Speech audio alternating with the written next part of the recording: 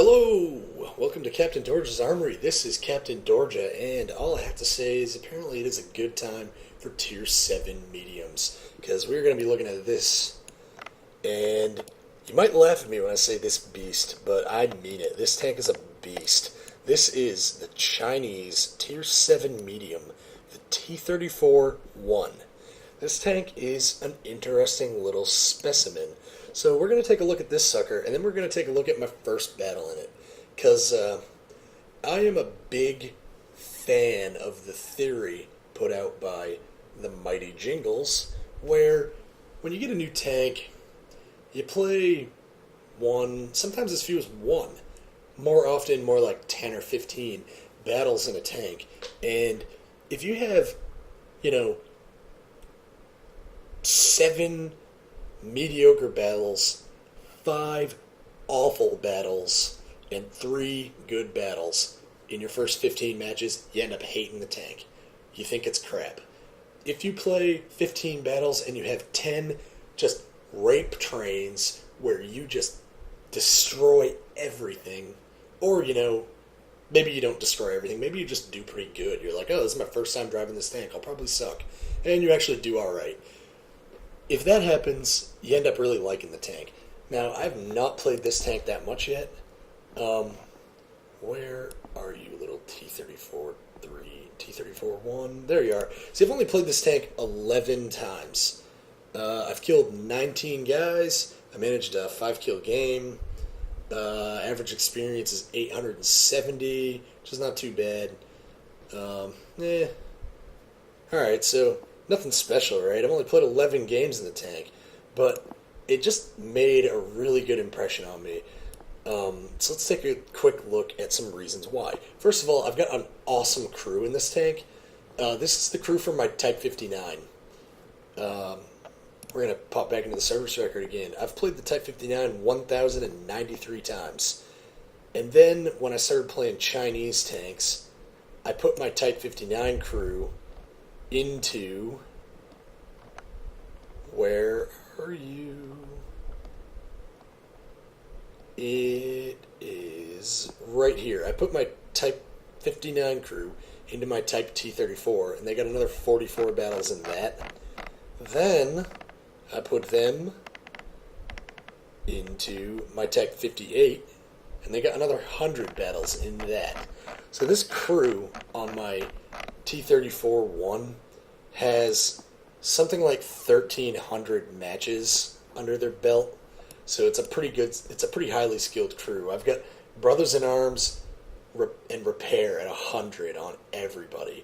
And then I've got Sixth Sense at 100, Camo at 100 on 2 guys, and Safe Stowage at 100 on my loader. And then I've got 56% camo on 2 guys, 56% off-road driving, and 56% snapshot. So pretty highly skilled crew. I have camouflage on the tank because it's really good, and I'm probably going to keep it. So I put camo on it.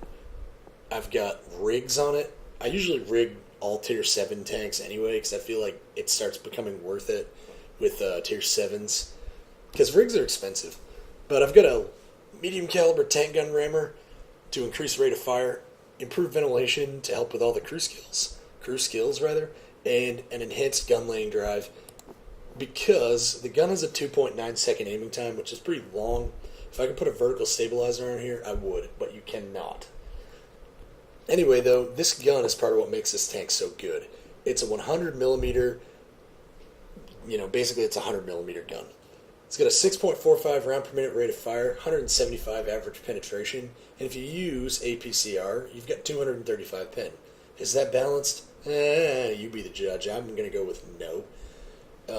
Good alpha damage on this gun, 250, but you pay for that with horrible accuracy, 4.2 or 0.42, and 2.9 second aiming time. So like I said, slow to aim, not very accurate. Good damage and good punch for a Tier 7 medium tank gun. Now this sort of gun used to be standard for Tier 7 mediums, but since the Soviet Tier 7 mediums lost the D-10T, and since the tanks like the Comet have been added in, with a low penetration, high rate of fire. The Tier 7 with the sort of bigger pen, bigger alpha, slower ROF, it's kind of a little unusual now. Really, this and the T-20 are the only ones that have it. So it's kind of nice. It's really refreshing. You actually have a Tier 7 medium with a gun.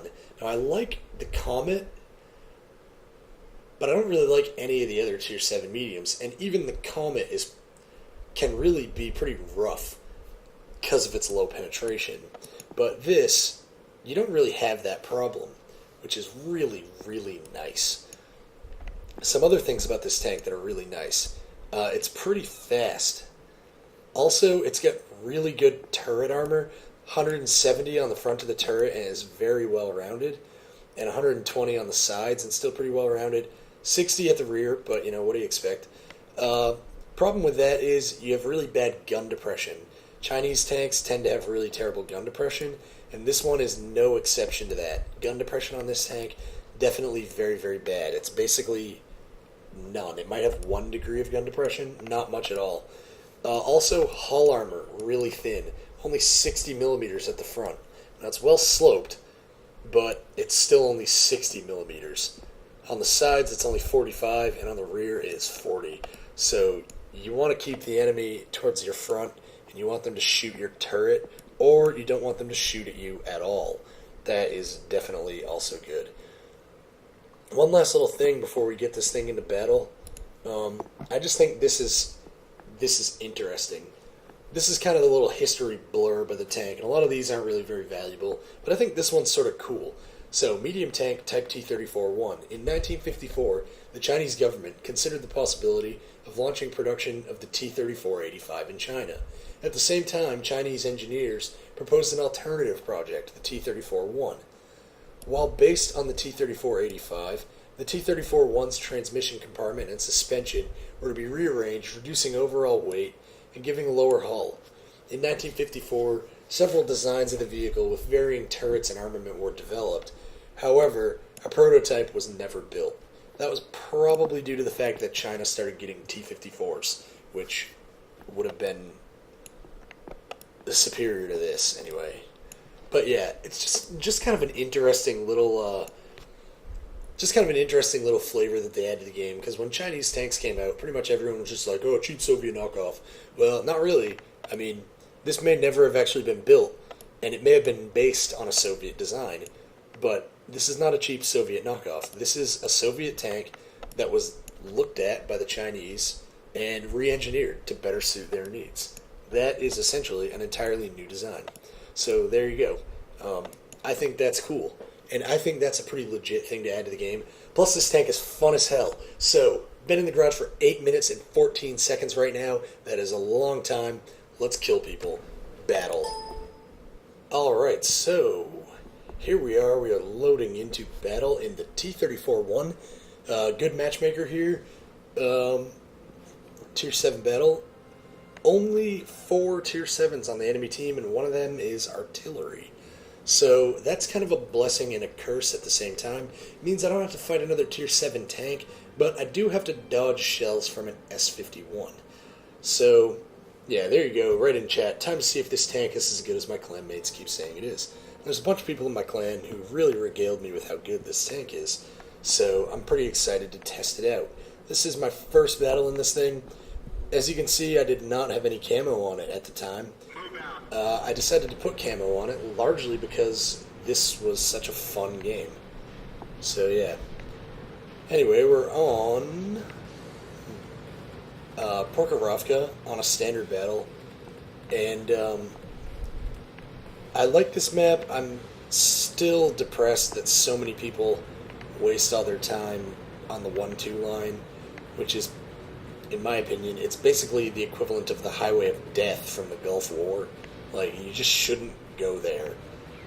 I mean, you should go there. There should be like 3 people there in tank destroyers camping, and maybe a scout. And then everybody else should be playing the mid-ridge, in here, like working the mid-ridge, or fighting in the town, or taking the hill. So anyway, I'm putting my money where my mouth is, and I'm going to go take the hill. I'm going to go seize the hill. And I'm going to go seize the hill largely unsupported because back there is actually a terrible, terrible position in my experience. It basically relies on your team letting the enemy take the hill and your people trying to take the hill dying so that the enemy can then start moving down the hill and you can shoot them. I don't like strategies that rely on my entire team being dead, usually because I'm the last one alive or I'm the first one dead because I'm at the forefront of the attack pretty much all the time. And that's definitely the case here. I am at the forefront of the attack. And if we take a quick glance over there, we now have a T-150. We know there was a Jumbo Sherman, but he actually died. So there's a T-150 up there, and there's at least two other people up there. Plus we have a pair of KV-1s on our flank. But, KV-1s on the flank, not a huge problem. Although I did just bounce off one, which is kind of embarrassing. But oh well. We'll just aim and fire again. They're just KV-1s. And, of course, I missed. So, we'll just aim and fire again because, they're KV-1s. So here you go. This is kind of the strengths and weaknesses of this gun. And I miss again. So I've now fired 3 times at these KV-1s to no effect. But, there you go. When I get a good shot on target, I'm doing 1/3 of the HP of a Tier 5 Heavy. There you go. So I put 1 into each KV-1, and they have now both died. Time to go push Des T-150. So we aim for the mid-plate on the T-150, and we penetrate like butter, and kill him. And in doing so, we find the enemy Hellcat. But a Hellcat is really no threat to me at all, especially a stock Hellcat. So I put 1 into him, and then I ram him. And you can see that I just put in chat, it's nice having a Tier 7 with firepower. And it definitely is. This tank actually has firepower. I mean, I enjoy driving the Comet, but after tanks like the VK3002D, which that guy that I'm shooting just happens to be in, the Panther, the post-Soviet medium changes, the T-43, the KV-13, they just don't have any guns. So it's really nice having one where I just, boom, 250 damage. It's sweet. You can see that I have taken damage. I got penetrated on the hull, but look at all the bounce marks on my turret. And I'm driving like a derp because I'm busy being really excited about how fun this tank is. And it turns out it actually does 250 damage per hit instead of 150. So yeah, pretty awesome. Pretty excited about that. 175 pen isn't really that great, but when you've been rolling around in Tier 7 mediums now for like a year and a half, where 145 is much more standard, getting 30 extra is like getting 1,000,000 extra. It's just so nice. So, battle over. Nothing spectacular, nothing really, unusual about that. It was just a fun battle. It was a nice first match to really make me enjoy the tank. You can see we got a pretty good reward. Only Mastery Badge 2nd class. This was with 3 times experience for the first win of the day, so 4,242 experience with premium tripled, and 45,236 credits. That's not too bad at all. Litany of Destruction here, not over the top amazing, but it's not bad either. 161 detection credit on this guy, plus I spotted him. Put 1 hit into him. Look at that, 1 hit, Tier 7 medium, 276 damage done. So I'd be pretty happy with that damage in one shot from my Type 59, or from my Pershing, from a T-44. These are Tier 8 mediums I'm talking about here. Indian Panzer, Panther 2, any of those. Those are all Tier 8 mediums. And if I was putting a shot in, doing 276, I'd be like, yeah, alright, good damage. So, yeah, I'll definitely take that on a Tier 7. Look at that, I shot the Hellcat. Oh, well, that's a ram and shoot, and I did about 56, I think, on the ram. So that was only about 240 damage with that one shot.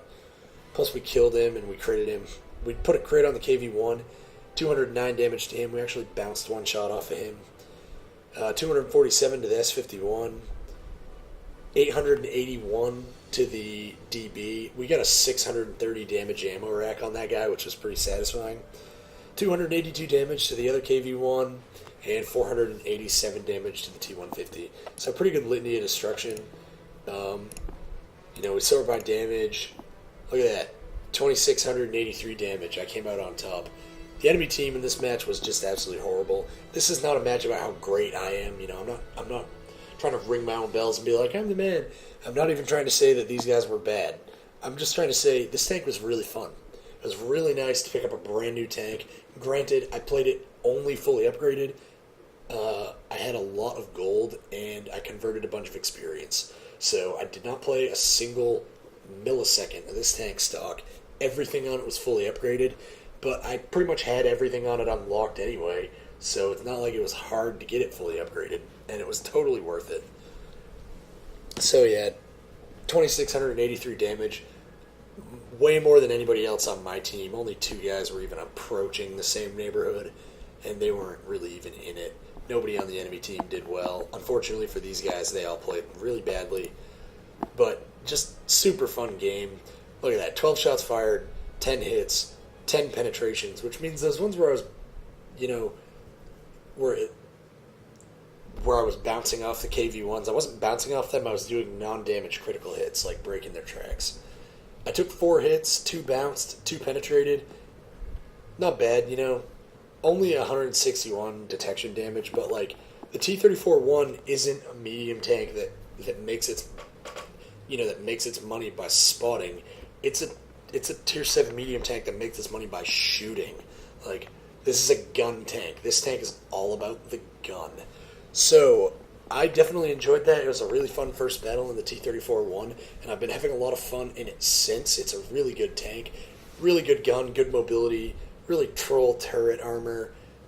Just really refreshing to just have some derp with a tier 7 medium, since it's such a rare thing these days. So yeah, really liking this tank. Looking forward to playing it more. Looking forward to getting me some higher tier Chinese mediums. T-34-2, probably going to get a T-34-3 premium, WZ-120. I mean, it's a long way away, but eventually I'll have that sweet 121. That'll be pretty cool. It'll be like grafting the gun of an IS-4 onto a T-62A. Be hilarious. So, guys, if you enjoyed this, feel free to comment, like, and subscribe. And until next time, this is Captain Dorja, and just remember, you can never have enough big guns.